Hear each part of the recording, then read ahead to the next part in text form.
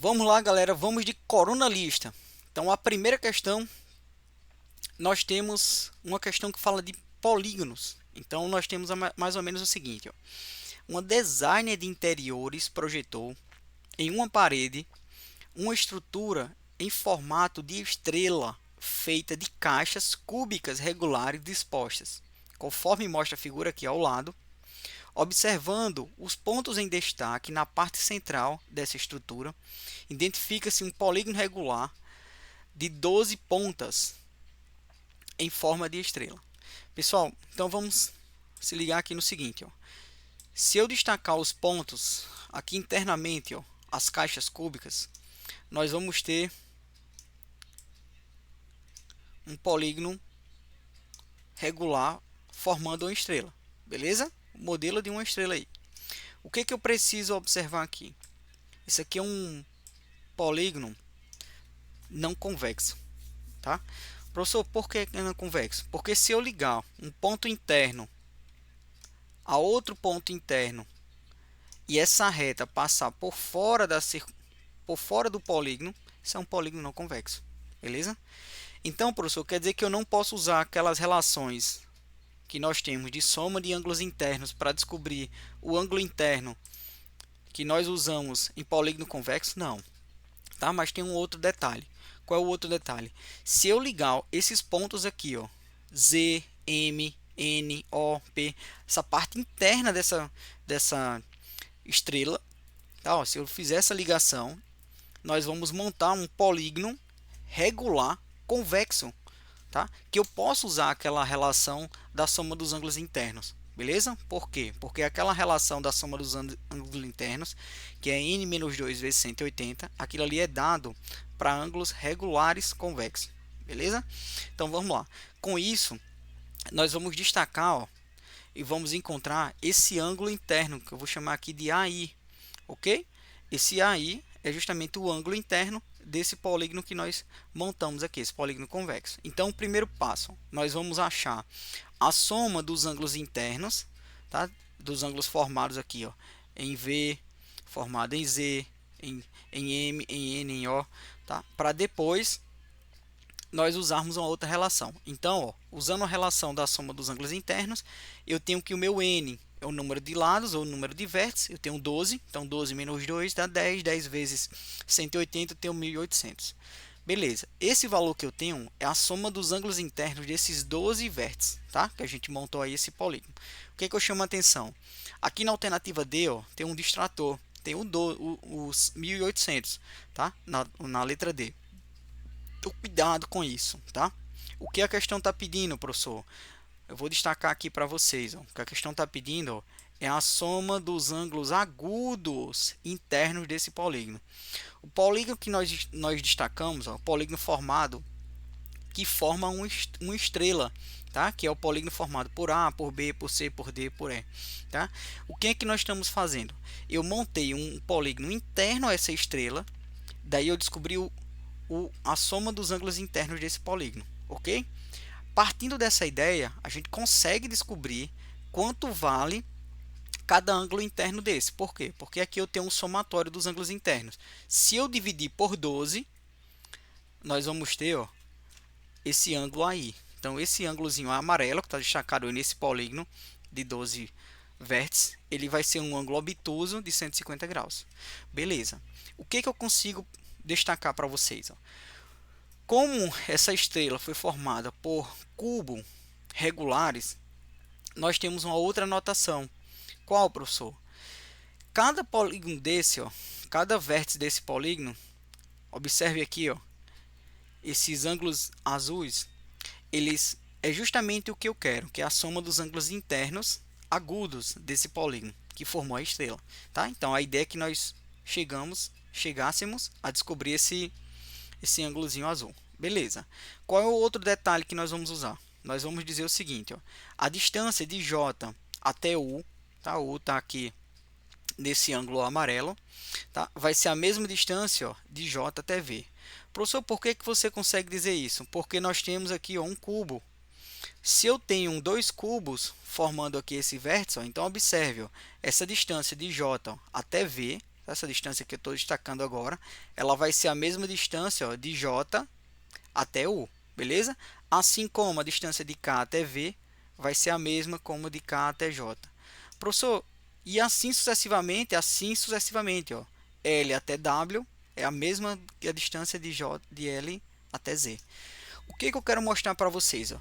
Como esse triângulo eu vou ter dois lados iguais, obrigatoriamente, ó, esses ângulos aqui formados na base, ó, vou destacar para vocês aqui com outra cor, esses ângulos formados aqui em W, ó, esse ângulo aqui formado, ó, em W, esse ângulo preto, ó, ele vai ser o mesmo ângulo formado, ó, aqui em Z, beleza? O que eu consigo dizer? Ó? Que ele vai ser o mesmo ângulo formado aqui em V, tá? Que vai ser o mesmo ângulo formado aqui nesse outro triângulo, e assim sucessivamente. Com isso a gente mata a questão. Por quê? Porque se eu pegar aqui, ó, o ângulo que eu conheço, tá? De 150 graus, esse ângulo amarelo, somar, ó, mais esse pedacinho aqui, ó, que eu estou fazendo agora, que eu não sei quem é, eu vou chamar isso aqui de x, certo? Vou dizer que isso aqui vale x, tá? Somar mais esse outro ângulo aqui externo, ó, que também vale x, ó, mais 90 graus, observe que eu vou ter 90 graus aqui no cubo, tá? Ó, se eu fizer a soma desses quatro ângulos, nós temos aí uma volta completa de 360 graus. Daí a gente chega à conclusão, ó, que nós vamos ter isso aqui, ó. Então, somando esses quatro ângulos, nós chegamos a concluir e falar o seguinte, ó. Então, vai ficar mais ou menos assim, ó. Então, vamos lá. Então, destacando, ó, o ângulo, os quatro ângulos que eu vou somar. Eu não sei quem é o valor de x, então eu vou somar x mais x aqui, esses dois ângulos vermelhos, então eu tenho 2x, mais 150 graus, mais 90 graus, nós vamos ter, ó, essa relação, beleza? Soma 150 com 90, passa para o segundo membro, eu tenho 240, menos 360, então vai ficar 120 dividido por 2, então a gente chega aqui, x, ó, passa a ser 60 graus. Como x é 60 graus, então observe, ó, esse triângulo formado por J, V e U, eu vou ter dois ângulos iguais de 60 graus, tá? Professor, então esse ângulo formado aqui em J, ele obrigatoriamente tem que ser de 60 graus? Tem. Por quê? Porque a soma dos ângulos internos de qualquer triângulo equivale a 180 graus, beleza? Então, ó, descobrindo o valor de J, que ele vai ser 60 graus, eu vou multiplicar por 12. Por quê? Porque eu tenho 12 ângulos agudos formando aí essa estrela, beleza? Então eu tenho 12 pontas essa estrela com os mesmos ângulos, o mesmo ângulo de 60 graus. Então, ó, 12 vezes 60, nós vamos ter, ó, 720. Então a soma desses ângulos agudos internos dessa estrela equivale a 720. Então a alternativa correta, letra B de Botafogo. Vamos lá. Questão 2. Questão 2 era uma questão que falava sobre circunferência, tá? Comprimento, circunferência de arco. Então ele fala mais ou menos assim, ó, uma pista de corrida de 400 metros é constituída por trechos retos e semicirculares. Pessoal, deixa eu destacar isso aqui, que é bem interessante a gente observar. Então, em uma pista de corrida, ela vai ser dividida em duas partes. Então eu vou ter, ó, dois trechos retos e duas semicircunferências ou semicirculares, dois trechos semicirculares. Professor, onde é que eu consigo ver isso? Então eu vou destacar aqui, ó, as partes semicirculares, ó, eu vou ter elas aqui, ok? Ó, então aqui eu tenho a primeira parte, que é essa parte aqui em azul, ó, que eu estou destacando, beleza? Ó. E eu vou ter uma outra parte semicircular aqui do outro lado, beleza? Eita danado, ficou horrível aqui, mas eu vou ajeitar aqui, ó. Então eu tenho essas duas partes semicirculares, beleza? E eu vou ter duas partes retas ou semi-retas, tá? Então eu vou destacar também as partes retas aqui, tá? Que ele trouxe na questão, ó. Então essa parte reta, ela vai ser, ó, de 84,76, assim como a outra parte aqui embaixo, 84,76. Então nós temos duas partes retas. Então isso compõe uma volta completa nessa pista de atletismo, beleza? Suponha-se que dois atletas nas curvas sempre se mantenham na parte mais interna da sua raia, de modo a percorrer a menor distância nas curvas. e que a distância medida a partir da parte interna da raia 1 até a parte interna da raia 8 equivale a 8 metros. Então, pessoal, se liguem aqui, ó. O cara que está na raia 1, na parte interna da raia 1, até a raia 8, então observe aqui, ó, a parte interna da raia 8, eu vou destacar aqui de preto, ó, nós vamos ter uma distância de 8 metros, tá? Isso aí veio na questão, então a gente vai utilizar isso aqui, beleza? Ó? Então vale, ó, 8 metros.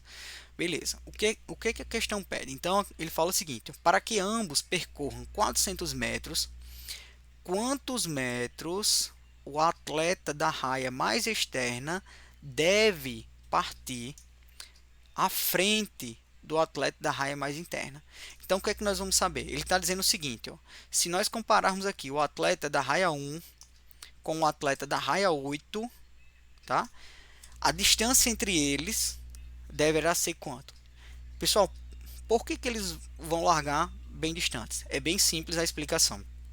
O cara que está na raia 1, observe que a semicircunferência dele vai ter um raio, ó, de 36,7, tá? Se você pegar aqui, ó, desse ponto que eu estou destacando até a primeira raia, ele vai ter uma semicircunferência equivalente a 36,7, beleza? O cara que vai estar na raia 8, observe que o raio, quer dizer, a circunferência que ele vai percorrer, ela passa a ser maior. Por quê, professor? Porque vai aumentar essa distância aqui, ó. Vai aumentar 8 metros. Beleza? Vai aumentar 8 metros com relação ao primeiro, ao atleta da raia 1. Tá?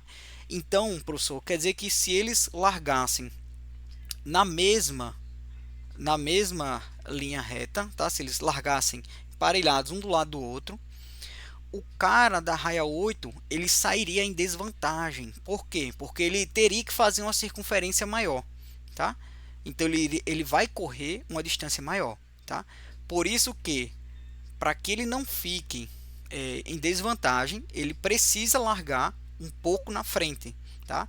E é justamente isso que a questão está pedindo. Quantos metros ele vai largar, tá? Então observe, ó, que todos os atletas que estão na raia 2, 3, eles estão largando à frente da raia 1. Justamente por quê? Porque a semicircunferência deles vai ser maior do que o da raia 1. Tá? Então o que é que nós vamos fazer? Nós vamos calcular o que o atleta da raia 1 vai percorrer. Depois nós vamos calcular o que o atleta 8 vai percorrer, o que está na raia 8 vai percorrer. Tá? E aí a diferença entre esses dois comprimentos é justamente o que o atleta 8 precisa largar na frente do atleta 1. Vamos lá, vamos embora. Então nós vamos ter isso aqui, ó. O atleta que está na raia 1, então eu coloquei aqui, ó, círculo 1. Lembrando, comprimento de circunferência 2πr, beleza? Então o valor de π, ó, foi dado na questão 3,14. Então nós temos, ó, 2 vezes o valor de π vezes o raio, tá? Que o primeiro atleta 36,7. Professor, e esse 169,4? O que é isso aqui? É justamente, ó, esses valores que nós vamos percorrer. Ele vai percorrer dois valores idênticos, tá? Esses dois valores aqui, eles são iguais, tá? Então essa semi-reta, ou esse trecho reto, 84,7, ele vai percorrer duas vezes, tá? Então ele vai dar uma volta completa. Então nós vamos ter duas partes iguais, tá? Dessa reta. Então, somando essas duas partes, dá 169,4. Então, fazendo esse cálculo do corredor 1, ou do atleta 1, ele vai percorrer, ó, 400 metros aproximadamente. Beleza? O cara da raia 1. Ok. O cara que está na raia 8, tá? O atleta da raia 8, então ele vai percorrer uma distância maior. Então vamos lá. Professor, o que é que vai mudar? Vai aumentar só o raio da semicircunferência, tá? A circunferência que ele vai percorrer um pouco maior. Então, ó, o cálculo é o mesmo. 2 vezes o valor de π, 3,14. Agora eu vou ter o raio do atleta da raia 8. Então, ó, 36,7 mais 8, tá? Somado mais 169,4, que é a semi-reta, que não vai mudar, a semi-reta continua a mesma, não é isso? Então ele vai percorrer, o rapaz ou o atleta da raia 8, 450,11, tá? Então, se vocês observarem aqui, ó, 450,11. O que eu observo? A diferença desses dois comprimentos é justamente o que o atleta da raia 8 tem que estar à frente da raia 1. Então nós chegamos à conclusão, ó, que o atleta da raia 8 precisa largar 50,23 metros na frente da raia 1. Beleza? Questãozinha bem invocada, viu? Então, a alternativa correta, letra D de danado. Vamos lá, questão 3. Vamos para a questão 3. Questão 3 é uma questão bem interessante também. Fala de triângulos, tá? Então, vamos lá. A estrutura de cobertura de uma garagem é composta por pilares de concreto e uma armação de madeira, formada por diversos triângulos, como mostra aqui na figurazinha ao lado. Pessoal, observem, essa estrutura ou essa armação de madeira tá lá na minha cidade, lá no interior do Seridó, lá em Jardim do Seridó. Essa armação de madeira que o pessoal costuma fazer para colocar em casas, isso a gente chama de tesoura. Isso é uma tesoura, tá? Se você chegar lá em Jardim do Seridó e falar, rapaz, eu quero um marceneiro para montar ou para construir uma tesoura, todo mundo vai saber o que é, tá? Então a tesoura é essa armação feita de madeira, beleza?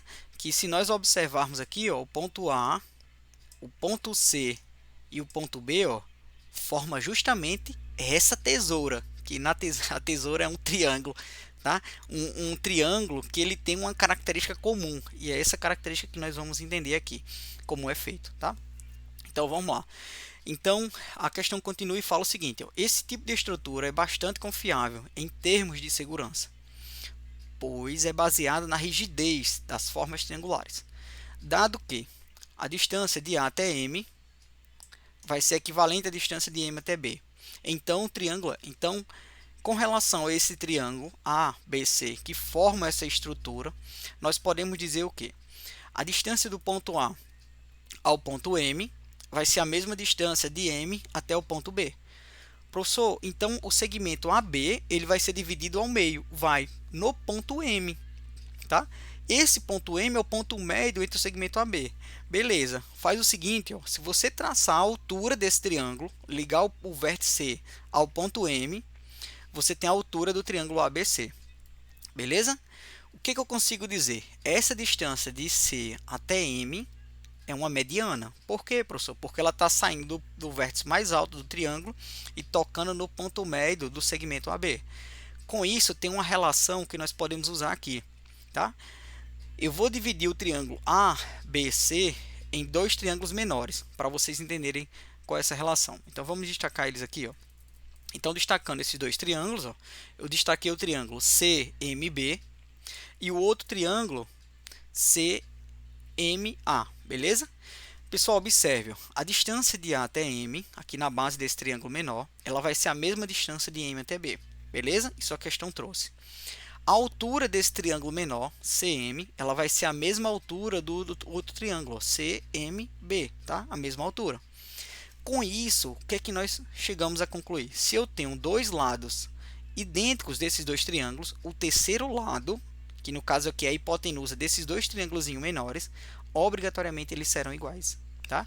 Então, professor, a distância de CAB é a mesma distância de CA, isso. Daí o que é que você observa aqui? Então, vamos observar a tesoura formada pelo triângulo A, B e C, tá? Esse triângulo formado aí, ó. Então, observe, ó, que a distância de A até C vai ser a mesma distância de C até B. Se eu tenho dois lados iguais desse triângulo maior, eu posso dizer que esse triângulo ABC é um triângulo isósceles. Com isso, a alternativa correta é a alternativa letra E, tá? O triângulo ABC é isósceles, beleza? Show, questão 3. Vamos lá para a questão 4. Questão 4, nós temos uma questão que ela envolve ângulo, envolve velocidade média, envolve triângulo, mais uma vez, beleza? Então ele fala mais ou menos assim, ó. Dois amigos partem ao mesmo tempo do ponto P. Então nós vamos ter aqui, ó, dois amigos partindo de um ponto P formam um ângulo de 60 graus. Beleza, então nós vamos ter aqui, ó, o ângulo de 60 graus com relação ao que para as direções que os amigos partiram, beleza? Eles caminham em linha reta com velocidade equivalente a 6 km por hora. Qual será a distância entre eles 1 minuto após a partida? Pessoal, vamos lá. Então, o primeiro amigo caminhou 1 minuto, o segundo amigo caminhou mais 1 minuto, tá? Então, os dois caminharam 1 minuto, beleza? Ao final desse minuto, qual era a distância entre eles? Então, ó, se o amigo de short preto parou aqui, e o amigo de short azul parou aqui, ele quer saber qual vai ser a distância percorrida entre eles, tá? Então, essa distância que eu estou destacando aqui. O que eu consigo perceber? O valor que ele quer está em minuto. 1 minuto, tá? O meu valor que ele deu da velocidade média está em hora. E as respostas, todas elas estão em metro, tá? Então, o que eu preciso fazer? Transformar de quilômetro para metro. Então, vai ficar assim, ó. 6 quilômetros equivale a 6.000 metros, beleza? E 1 hora equivale a 1 minuto. Beleza. Se eu dividir todo mundo por 60, nós vamos ter que a velocidade média desses rapazes em 1 minuto vai ser 100 metros por minuto. Isso quer dizer, professor, que esse primeiro rapaz de short preto, após 1 minuto, ele 100 metros. Isso. O rapaz de short verde, em 1 minuto, ele também percorreu 100 metros. Pessoal, se nós observarmos esse triângulo que foi formado, tá? Eu tenho um triângulo com dois lados iguais, tá? Se eu tenho dois lados iguais, obrigatoriamente, ó, esses ângulos internos formados aqui na base, ó, esses ângulos azuis, eles serão iguais. Professor, se eles serão iguais e eu já tenho um ângulo conhecido, esses ângulos azuis, eles só podem ser 60 graus cada um. Isso, por quê? Porque a soma dos três vai equivaler a 180 graus. Então, nós chegamos, ó, que eu tenho um triângulo equilátero. Se eu tenho um triângulo equilátero, obrigatoriamente a distância percorrida entre a posição final dos dois deverá ser quanto? 100 metros, beleza? Então, a alternativa correta, nós temos aqui, ó, a alternativa correta, letra D, de danado, tá? Uma questão bem legalzinha aí, envolvendo ângulos, tá? E triângulos, né? E ainda trouxe velocidade média aí no meio e transformação, né? As transformações que nós poderíamos fazer, tá? De quilômetro por hora para metros por minuto. Pessoal, vamos lá. A última questão é a questão 5. Então, uma questão que ela fala também de ângulos, tá? Então, nós temos algo mais ou menos assim, ó. Ao incidir sobre a superfície de um espelho plano, um raio de luz se reflete. A medida do ângulo, vou destacar aqui esse ângulo, então ele fala assim, ó, a medida do ângulo formado pelo raio de incidente e pelo espelho é igual à medida do ângulo formado pelo espelho refletido.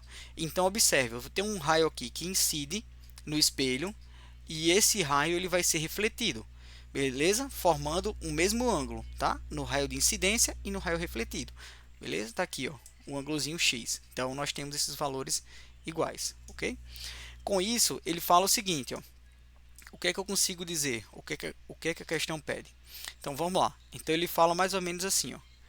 Sabendo-se que o ângulo entre as faces refletoras de dois espelhos planos medem 147 graus, então eu vou ter aqui, ó, o espelho 1 e o espelho 2, tá? No ponto de encontro aqui dos dois espelhos, eu vou ter, ó, 147 graus, beleza.